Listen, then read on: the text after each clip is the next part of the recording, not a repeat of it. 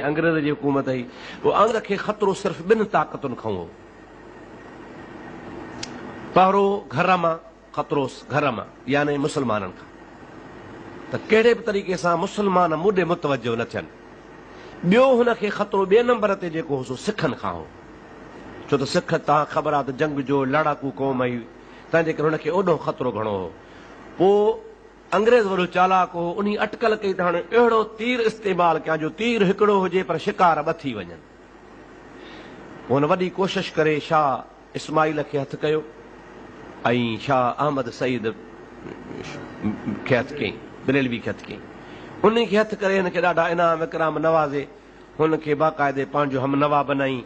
उनखे चई त तव्हां मुस्लमान आहियो, हितां जे मुस्लमाननि जो जेको जज़्बो ख़्यालु जिहाद वारो आहे उहो असांजे बजाए तव्हां असां ॾे जो माण्हुनि जो ख़्यालु थी वियो जिहाद लाइ त अंग्रेज़नि सां जिहाद कयो, अंग्रेज़नि ॾे जिहाद जो रुख़ फेराए। तव्हां मौलवी माण्हू आहियो, पीर माण्हू आहियो, हिकिड़ो मौलवी हथु कयईं, हिकिड़ो पीर हथु कयईं। हे ॿई ताक़त वारियूं शयूं हिन मुआशिरे में, मौलवी बि ताक़त वारो त पीर बि ताक़त वारो। मौलवी मसइला ॿुधाए, पीर हानी ॻाल्हियूं ॿुधाए, ॿई हुनखे हथ अची विया। हाणे तव्हां माण्हुनि जो रुझान जेको आहे सो असां ॾांहुं जिहाद जो तब्दील कयो, अंग्रेज़नि ॾे मुस्लमाननि जो जिहाद जो ख़्यालु न थिए। तव्हां इन मुस्लमाननि जो जिहाद जो ख़्यालु सिखनि ॾे करायो त बाबा सिख हरामी आहिनि, सिख ज़ुल्म था कनि, सिख घोड़ा था मस्जिदनि में ॿधनि, सिख क़ुर जी बेहरमती था कनि, हलो त सिखनि सां विढ़ूं। पोइ नतीजो इहो निकिरंदो त हिकु त मुस्लमान जेके असां सां विढ़ंदा उन खां बची पवंदासीं, अंग्रेज़नि चयो। ॿियो वरी जेको सिख असां ॾे थो अचे सो सिख मुस्लमान सां लड़ी पवंदो। हिंदू हमेशह चवंदो आहे त नांग मारायो त मुस्लमान खां मारायो, छो जे नांग मो त बि दुश्मन बि हो, भला जे नांग हिंदू मुस्लमान खे खाई विधो त बि दुश्मन बि हो। ॿई पासा अंग्रेज़ बि इहो इस्तेमालु कयो त जेकॾहिं मुस्लमान अंग्रेज विढ़िया वञी सिखनि सां, सिखनि खे मारे विधो त बि मुंहिंजा दुश्मन मरी पवंदा, पर भला जे मुस्लमाननि खे सिखनि मारे विधो त बि असांजो दुश्मन कमज़ोर थी पवंदो। पोइ शाह इस्माइल ऐं जेके हू हुआ सो हुन जे चकर सियासी चकर में अची विया ऐं इहे हितां लश्कर वठी हितां उमरकोट खां आया आहिनि। हुनजो पंधु जेको थियो आहे सो उमरकोट खां दाख़िल थिया आहिनि। उमरकोट जे भर में शाहनि जो ॻोठु आहे, खारोड़ो हुनखे सरबो आहे, हाणे बि आहे जिते अली मर्दा शाह वारा वेठा आहिनि। इन खारोड़े में ई आयो आहे, उते सैयदनि जो जेको वॾो उन ज़माने में सैयद हो उन खे मानी खाराई आहे। शाह इस्माइल बि सैयद पियो सॾाए, सैयद हो ऐं हो बि पियो सैयद पाण खे सॾाए, तंहिंजे करे ॿिन्ही खे सैयद पाण खे सॾाए, तंहिंजे करे ॿिन्ही खे सैयद सम्झी हुनजी ख़िदमत कयूं, खाधा पीता खाराए रहायूं। वरी नेक सूरतूं वॾियूं ॾाढियूं, मौलाना इल्म जी ॻाल्हि, दीन जी ॻाल्हि, उहे फिरंदे गिरंदे पोइ वरी आया आहिनि हिते हैदराबाद जे मीरनि वटि। मीरनि हिन खे जासूस सम्झो त शायदि तव्हां जासूस थी अंग्रेज़नि जा थी, छो त उन ज़माने में दिल्ली ते हुकूमत अंग्रेज़ जी, पर हैदराबाद में मीरनि जी हुकूमत हुई। त मीरनि इहो सम्झो त शायदि हे अंग्रेज़नि जा जासूस थी हिते आया आहिनि। उहो मीरनि बि हिन खे मानी बानी खाराए हितां डोड़ाए कढियो, तव्हां हितां वञो। पोइ पीर साईं तजर धणी रहमतुल्लाह अलैह उन ज़माने में मुरीदनि जी दावत ते राणीपुर जे भल में मुल्क़े जो ॻोठु आहे जेको अञा ताईं बि आहे, मुल्क़ो वाहण सरबो आहे, जिथे वंडेर वेठा आहिनि। तव्हांखे ख़बर हूंदी पंहिंजो मौली सिकंदरी मौली ओबायो ऐं मौली साहब अब्दुल वहाब सिकंदरी उते रहंदा इन ॻोठ में। इहे असुल पीर साईं रोज़े वारे जे ज़माने खां मुरीद आहिनि, इहे पुराणे खां पुराणा माण्हू आहिनि। इहो ॻोठ बि तमामु क़दीम आहे। पीर साईं तजर धणी रहमतुल्लाह अलैह जन इन जॻह ते महिमान तरसल हा। ही सैयद अहमद जो काफ़िलो हितां वेंदे वेंदे ख़बर पियसि पीर साहिब हिते रहे थो। पोइ उन्हनि जी मुलाक़ात हिते राणीपुर में थी आहे, जंहिंखे मुलाक़ात खे पोइ डॉक्टर बलोच ऐं असांजे ॿियनि दोस्तनि ग़लति नमूने सां फेराए घेराए चए पीर ॻोठ में मुलाक़ात थी आहे। हालांकि तव्हां सभिनी खे ख़बर आहे त पीर ॻोठ उन ज़माने में हुयो ई कोन। उन ज़माने में पीर ॻोठ जो वजूद बि कोन हो। पीर ॻोठ जेको हाणे मौजूदु आहे इन जो बुनियादु रखण वारो पीर साईं मंगुले धणी आहे। मंगुले धणी खां अॻु में पीर ॻोठ हुयो ई कोन को, पर लिखंदा त न त पोइ पीर साईं पघारे सां पीर ॻोठ में मुलाक़ात थी। हालांकि उन ज़माने में पीर साईं तजर वारो रहंदो हो रहीम ॾिने कलोड़े में, या पुराणी दरगाह जे नाले सां मशहूरु हो या रहीम ॾिने कलोड़े नाले सां मशहूरु हो। पीर ॻोठ जे नाले सां हुयो ई कोन हो। पीर ॻोठ जो नालो ई ख़ुदि ॿुधाए थो त इहो जली हथरादू शाख़सानो ठहियलु आहे। बहरहाल हिते पीर साईं वटि जो दावत ते अची आया, मुलाक़ात थिया। तव्हां अॼुकल्ह ॾिठो आहे त पीर साईं बादशाह मौजूदु आहे, सफ़र में हूंदो आहे, महिमान ईंदा आहिनि त दावती हुनखे मानियूं खाराईंदा आहिनि, ख़िदमतूं कंदा आहिनि। पीर साईं जा महिमान सम्झी हुनखे अजरकूं बि ओढाईंदा आहिनि, बाबा पीर साईं जा महिमान आहिनि। हाणे हे जो मौलवी हिते आया मुल्क़े में, पीर साईं सां मुलाक़ात कयूं, पीर साईं मानियूं खारायूं, हुनखे रहायो, कचहरी बचारी कई। अदा जॾहिं रवाना थिया त पीर साईं खे अजरकूं बि ॾिनियूं, कंहिंखे खथा ॾिना, कंहिंखे रिलियूं ॾिनियूं। पीर साईं को पंहिंजो अख़लाक जो मुज़ाहिरो कयो। पोइ इहे रवाना थी हितां हलिया विया शिकारपुर खां टपी, पोइ शिकारपुर खां थी पोइ हितां मुल्तान जो इलाइक़ो परे पासो वठंदा दरिया दे गाज़ी खान खां वञी पुल टपी पोइ हलिया विया बालाकोट में। पोइ तव्हां सभिनी आलमनि खे ख़बर आहे, पर मां इशारो करे छॾियां त पहिरीं पहिरीं जेका हुननि जी जंग लॻी आहे सा यागिस्तान जो इलाइक़ो आहे, उन में यागिस्तान में लड़ाई लॻी आहे ऐं उहा यागिस्तान जो इलाइक़ो यार मोहम्मद ख़ान जे हथ में हो। हाणे सम्झी सघो था त यार मोहम्मद सिख हो या मुस्लमान हो? मुस्लमान हो। पहिरीं पहिरीं लड़ाई जेका सैयद अहमद ऐं मौलवी इस्माइल साहबनी कई सा यागिस्तान जे हाकिम सां वञी कई।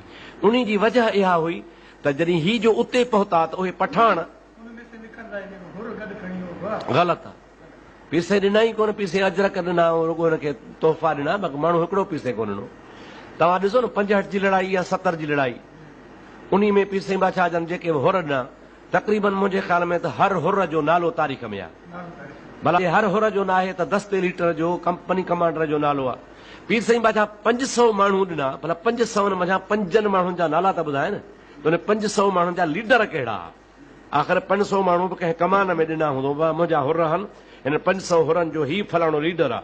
उन लीडर जो नालो तारीख़ में कोन्हे, कहिड़ी ज़ात जा हा, खोसा हा, अंबार हा, शर हा, मंगरिया हा, कहिड़ी क़ौम जा हा।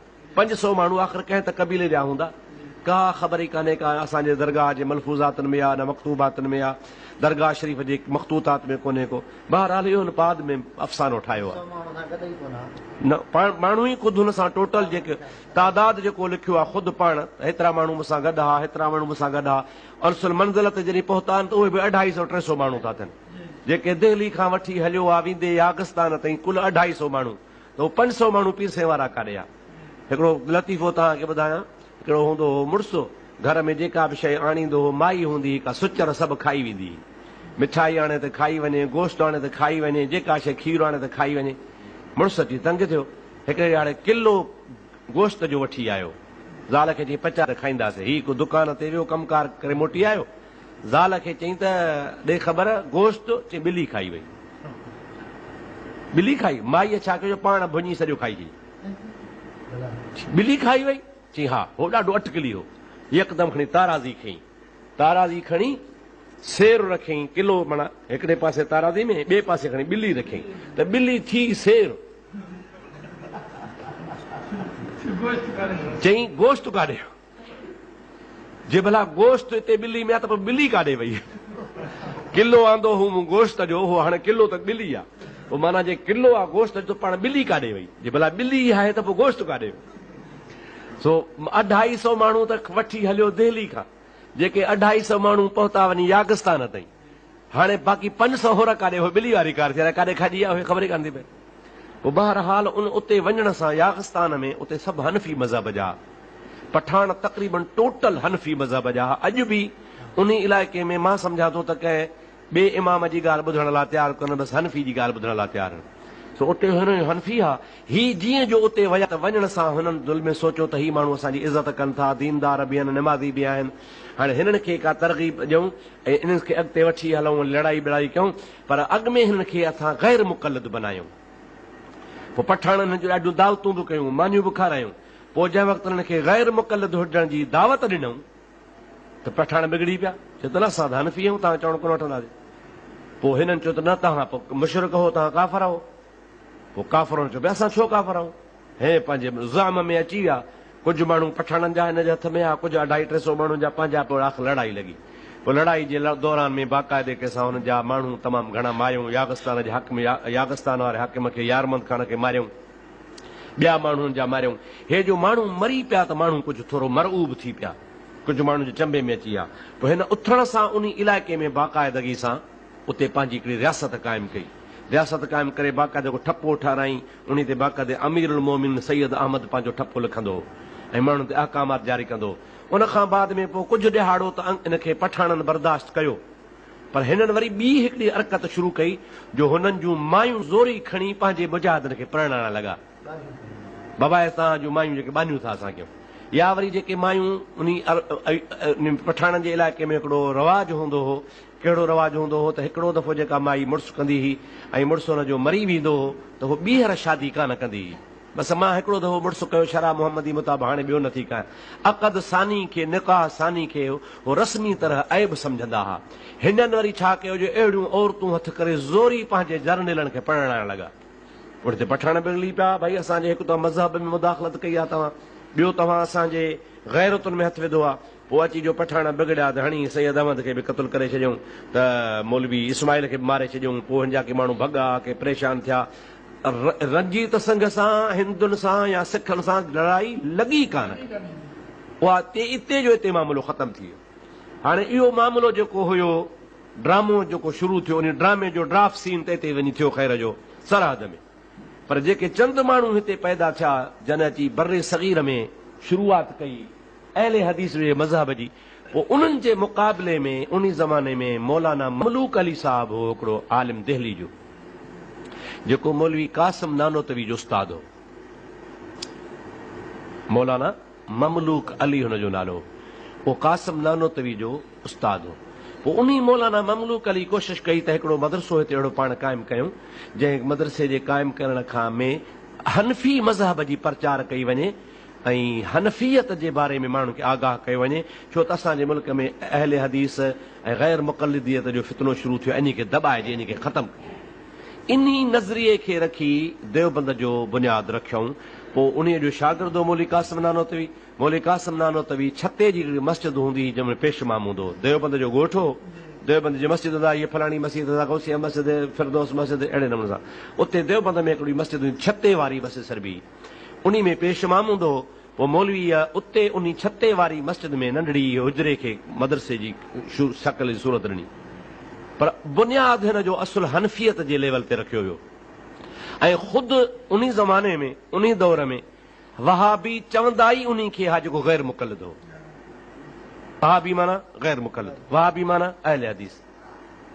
देवबंदी हज़रात जेके हा